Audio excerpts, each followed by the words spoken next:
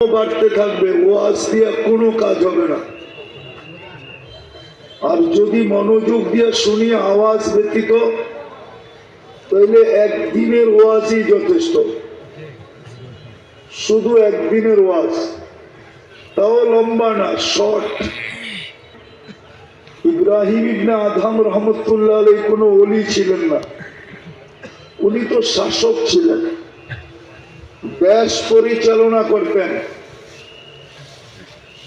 রাজা ছিলেন রাজা।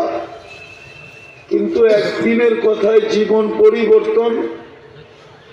ওলিদের প্রথম সারিতে যারা দাঁড়ানো আছে, ইব্রাহিম ইবনে আদহাম রহমতুল্লাহ আলাইহি ওইখানেই দাঁড়ানো আছে।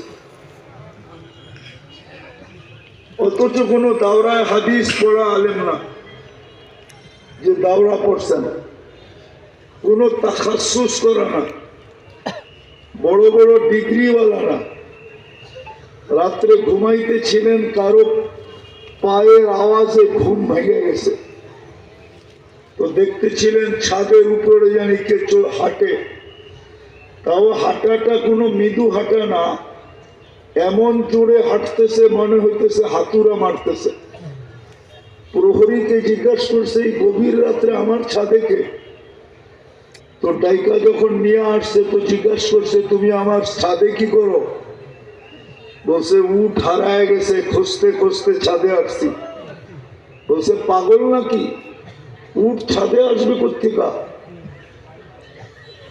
উঠ তো জঙ্গলে পাবে, না হয় মরুতে পাবে, ওইখানে তালাশ করবে। আমার ছাদে কি, আমার ছাদে উঠ আসবে কি করে?